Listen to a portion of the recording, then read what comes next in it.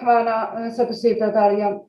Sem Izabela Juriševič, sem gluha oseba s pasivnim sadkom in sem gluha od 2. leta starosti. Ti bom povedala o vrtcu, se pravi, kako mi je bilo v tistem obdobju. Ko sem bila stara 3 leta, so me vpisali v vrtec v manjšem kraju. Drugače smo iz vasi in tako sem bila tam vpisana. Vsi otroci so se to priklopila, samo sem bila taka vedoželjiva teklica, ki me je zanimala, vse sem se rada opazovala. In vzgojiteljice seveda so imele strah, kako bi delala z mano, ker sem bila prav prvi gluhi otrok v tem vrtcu. Ti bom predstavila nedonosne spomine, kako so ravnali z mano. Naprimer, spomin, ko nisem želela iti v vrtec, ne zato, ker sem hotela piti s očetom, da bi šla z njimi v gost po drva. Ker jaz sem prav tako se rada v naravi med živalmi. In tako da odšla mi priti v vrtec, jaz sem bila tako jezna na vse in nisem pustila vzgojiteljici, da bi me preobljubila in mi pomagala pri obnašanju. In tako je druga vzgojiteljica je izbrala drugo taktiko in me je kar vzela v naročje. Jaz sem seveda se upirala in me nesla v drugi prostor. To je prav veliki prostor, ki so sušili rjuhe.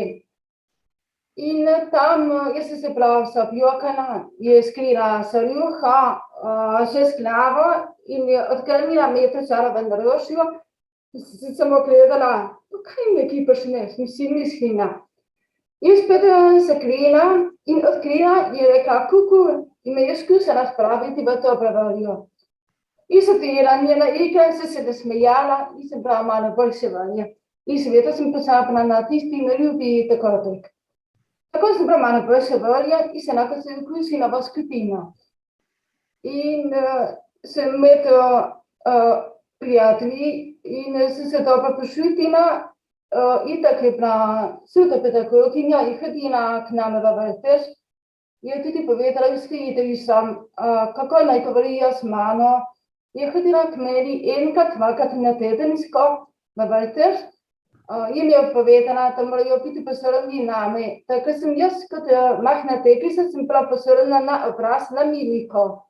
Znakovnega jezika nisem poznala, kajti so imele uši samo govoriti in prati z ust.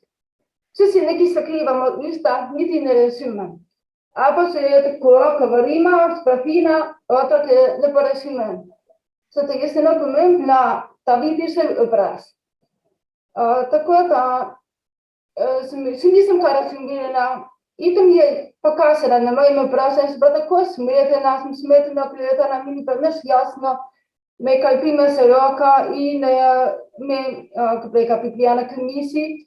Na listu papirja je narisana kakšna žival ali kakšna stvar, ker takrat v tistem mojem času ni bilo interneta, ne telefonov, da bi to prikazali sliko in posnetek. Kaj vi imate to prednost v tem času? Res ogromno.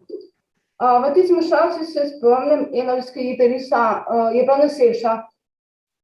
Seveda, kot otrok nisem tega razumela, zakaj ima tak veliki trebuh. Jaz sem se kazala s prstom, kaj je tukaj? Ja, tujemšek, kaže tako tujemšek. Mislim, gledam, ja, tujemšek, gledam, kar ja, tam. Tujemšek, igraška. Ne, tu v trebuhu. Samo gledam, ni bilo nič jasno. In seveda, vzgojiteljica je narisala na listek tujemška, mi pokazala, tujemšek je tu v trebuhu. Samo gledam, ni bilo nič jasno. Potem je to mislila, je narisana še mamica s trebuhom, narisana še pušica, pa je tu noti tujemšek. A takrat smo tujena to povezava.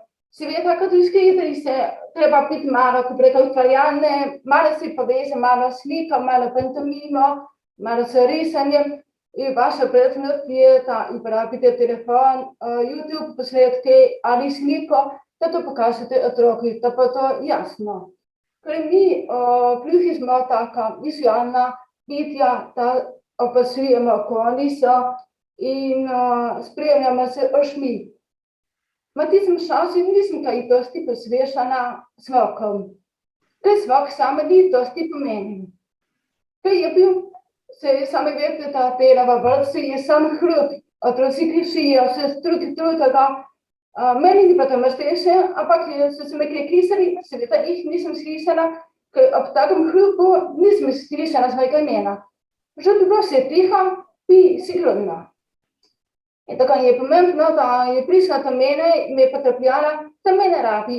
Aha, pridi, smo pokazali, da se lahko prišla do njih in mi je pokazala. Spomnim se, da smo mi pokazali svesek, ker sem bila priprava na osnovno šolo, se pravi risanje, krivulje, šrte, jaz se gledala, kaj moram narediti. Skritelji so mi narisala prvo šrto, oziroma prvo nalogo. Aha, to moram ponoviti za njo. Tako sem ponovila za njeno vajo. Ko sem to naredila, kam moram naprej? Mi je naredila na drugo vajo in sem ponovila za njo. Ker včasih, jaz se spomnim, naprimer v prvem razredu v osnovni šoli, sem šla 1 leto kasneje.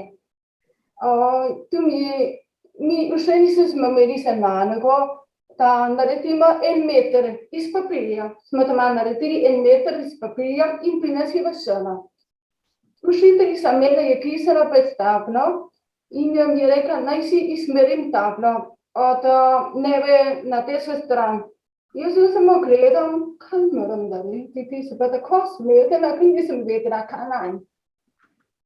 Vedite, da kot otrok v prvem razredu sem imela zelo omejen besedni zaklad, ker slišeči otroci ogromno pridobijo posebnega zaklada preko sluha, se pravi preko radija, preko televizije, preko pogovora od staršev in prijateljev.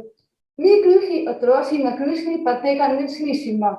Mi dobimo teh besedine preko knjig, ki nam starši preberejo, ali teta, skriteljica in učitelj nam prebere, ampak se nam pomembno, da vidimo obraz.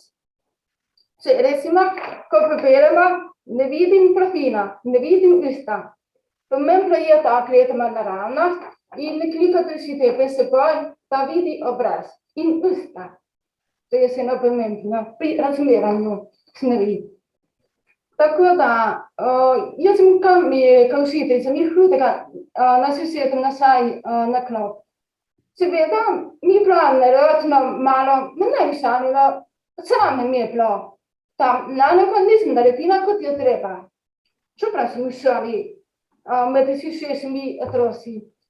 In tako sem jaz usedla in ta sošolka je poklicala, je pred tablo in je izmerila tablo. Takrat mi je kapnila, aha, tako je treba izmeriti tablo. Kaj ti beseda izmeriti, nisem poznala ta pomen. Nikoli ne bom pozabila tega, mi je razmišljalka 5. razreda napisala svesek, v katerem je zapisala vse težke besede in sama napisala, kaj pomenijo, napisala tudi stavek, da mi je razložila, zakaj se uporablja ta beseda. Recimo beseda vegetarijanec, kaj to sploh pomeni. Je napisala, kaj pomeni, zakaj se uporablja.